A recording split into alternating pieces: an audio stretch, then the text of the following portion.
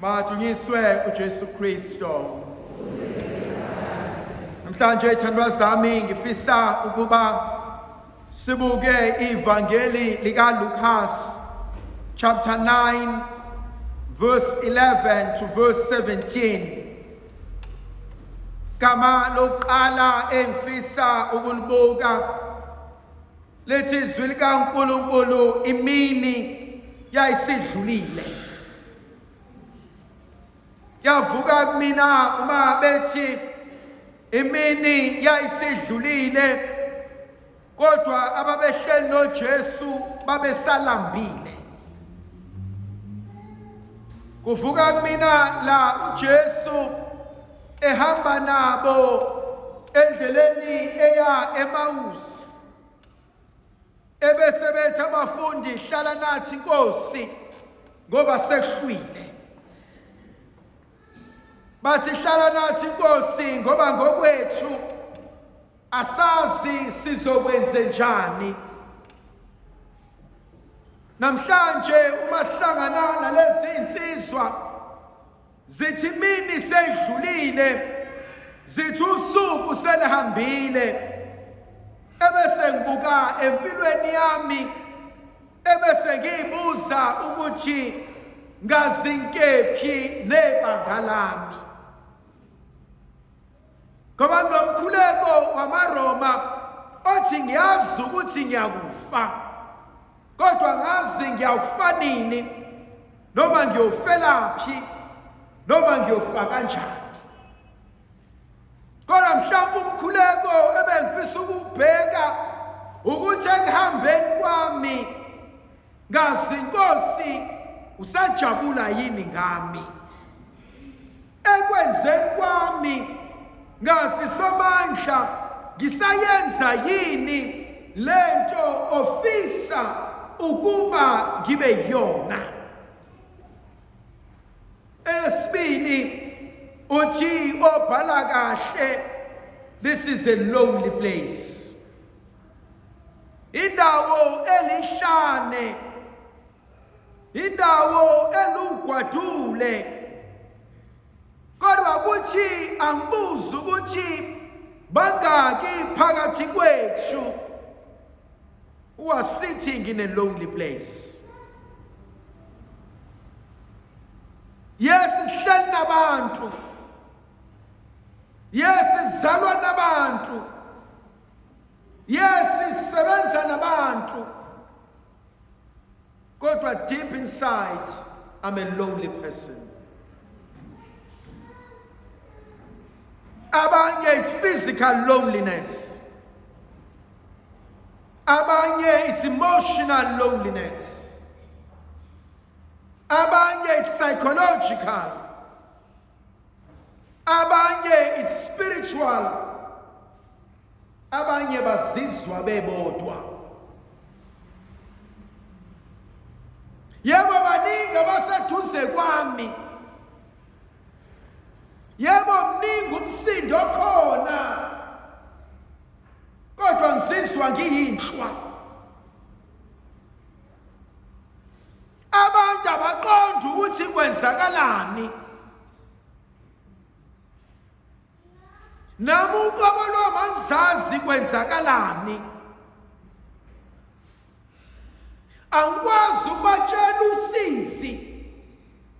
Angikwazi ukubatshela inyembezi. Angikwazi ukubatshela izimpi engibhekene nazo. Kodwa it is a lonely place. Abanye bethu are stuck in our thoughts. Abanye bethu bahlezi ezindleni kwenhliziyo zabo. Abanye bethu bayathatha, bayabeka, bayayibuza, ubaqonda ukuthini umethi. Yindaba ngithema ngena bahleka. Ngelinye ilanga uMartha noMaria mabelwisana noJesu bathi Nkosi ukephi, bathi umnewethu ngaba ngafanga ukuba ubukhona. Bangaki phakathi kwethu namhlanje abathi kanti Nkosi abanjani obakhumbulayo, abanjani olalela imkhuleko yabo. Namhlanje sihlangene nabantu abahlele ebukhoneni beNkosi kodwa basalambile, abahlele ebukhoneni bikaNkulunkulu kodwa inhliziyo zabo ikhathele, abahlele ebukhoneni bikaNkulunkulu kodwa izinto zabo ayilungi, kodwa bahleli bese bethi abafundi, Nkosi indaba ungabagodukisi baye emakhaya, Nkosi indaba ungabaqoshi ngoba izinto zabo ayilungi, Nkosi indaba ngabadedeli baye kwabanye onkulunkulu ngoba wena uyehluleka. Jesu uyangithusa ubaba emshanga yonke lenhlamba. Jesu yini ningabaniki into yokudla nini uqobo lwenu? Ngoba mina niyangibona ngiyehluleka, indaba nina ningabaniki into yokudla. Bathi laba abanye Nkosi ayikho into esizobanika yona. Wakwahlala emndenini onke abantu bayabakaza, akekho okhulumisa omunye, akekho obheka omunye, bonke bayanukana, bonke bayazondana, bonke abafunani. Kodwa uJesu namhlanje uthi yobaleka kuze kube nini, uthi uyishiya izinto zakwakho kuze kube nini. Kuyavuka kumina lo mhlabeleli othi kusekhaya la, noma ngathiwa kwakhiwa ngodaka kodwa kusekhaya la, noma ngathiwa sakhe ngamaplangwe kodwa kusekhaya la, noma ngathiwa sakhe ngoplastiki kodwa kusekhaya la. If I made home to myself, noma ngangihleka, noma ngabukisa ngami, noma ngaba ngcono kunami, kodwa I cannot run away from myself. I'm stuck. uJesu banikeni into yokudla. uJesu niyalibona usizi lwabo, kodwa bonke bayalandula bathi Nkosi akukho esingakwenza. Namhlanje ngithe uma ngithumela umyalezo ngathi mina ubavumelelana abantu abakulimazayo ukuba baphathe impilo yakho, ngoba iningi labantu abakulimazayo abanendaba nawe, abanendaba ukuthi uzizwa unjani, kobanikelana amandla okuba baphathe impilo yakho.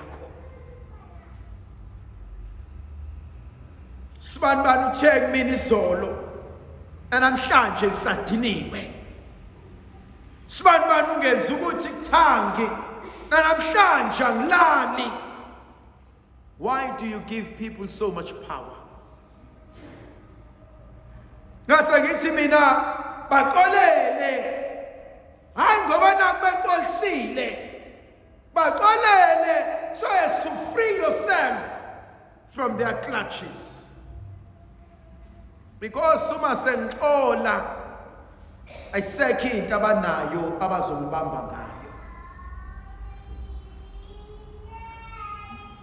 uJesu uyangithusa ngoba uyabona ubuze babo, uyabona ukuxakeka kwabo, kodwa futhi uyawabona namanyala ethu. Kodwa uthi uJesu ubedu njalo, give them something of yourself. Mhlawumbe ngithi mina angifisi ukuphathwa noma uholwa umuntu ongakaze ashayeke empilweni, ngoba lowo muntu akazi lutho ngokulimala.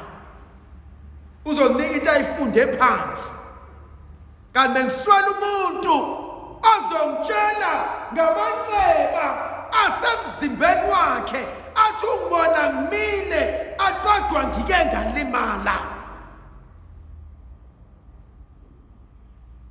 So Jesu, allow your mess to be a message.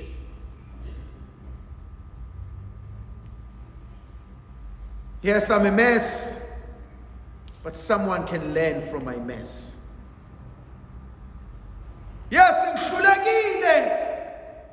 Yes, umhlaba ungibhamazile phansi. Kodwa ngimile, hayi ngamandla nokwazi nokuhlakanipha nokuqonda. Kodwa ngimile ngoba ngimisile, uthembekile. Khona inkonzo uJesu ayenzayo. Ngiyabona lamadoda mhlawumbe asemile. Kakade asetsheliwe ukuthi godukani. Bangaki kuthina sebexoshiwe. Bangaki kuthina asebethe I'm done with you. Bangaki kuthina sebethe sengiphumile kuwena. Bangaki kuthina sebethe ngaphindi unibhande unyawo lakho. Bangaki kuthina sebethe angisafune lutho engihlanganisa nawe. Bangaki sebethi Nkosi, let me pack my bags and go home. Kodwa uthi uJesu uhlala phansi. And I love that principle. Sit down.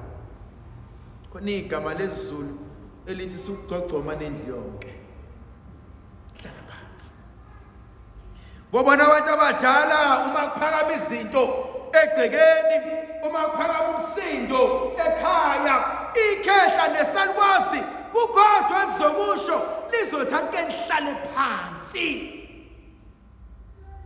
Sithi isiZulu ungayikhulumi into zakho umile, uyomelwa zizinto nezindaba emgaqweni. Bangaki kuthina banamaphapha aphakeme. Ngizombamba uSibani ngizomgiva. Akangazi. Anginendaba mina naye ngimncengile. Vele mina ngizodila naye kade ngangidila nami. Bangaki kuthina abahlala ubusuku nemini becinga amacebo ukuthi bangike ngamthola. Kodwa namhlanje ibuvu lithi hlala phansi. Hey, ngiyayisaba mina lento yesintu. Yabona ingane ekhuzwayo kuthi wahlala phansi ungayi lapho, ungayi kwalwa naye ayibuyi iphila.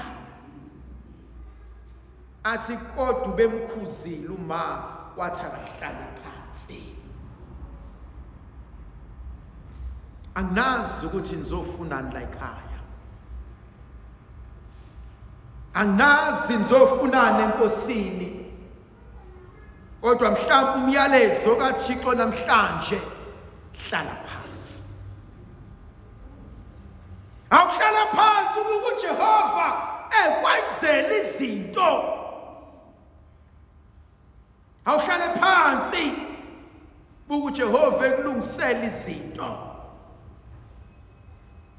uJesu mase bahlalise phansi ebesethi nginikeni lezinkwe khona. Angithusa lenkonzo mina ngoba uJesu ithatha kubona izinkwa. bayayibuka labantu bathi bani zikwezu-5 sokwenzani ngazo. Athi uJesu akunendaba ukuthi ingaki, kodwa esandleni sami lesinkwa lesi singaphenduka sifide abantu abaningi. Khona umhlabelelo othi esandleni somusa athi sonke siyagcinwa. Athi noma ungathini athi esandleni somusa. Kunemfihlakalo abantu abangayazi ukuthi ezinye izinto in themselves they are useless until zibe sesandleni somuntu owazi ukwenza izinto.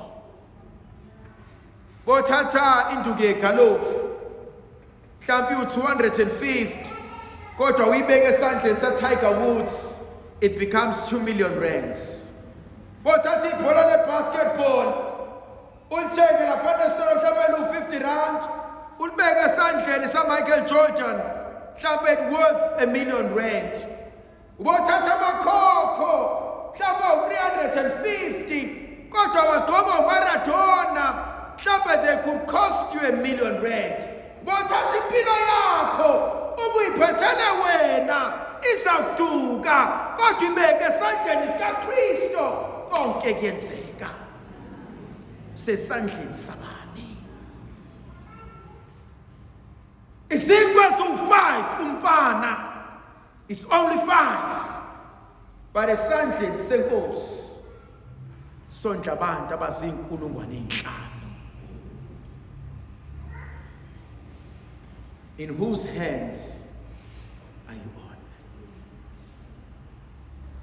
Banophethe yakhe impilo, banokulungisana izinto,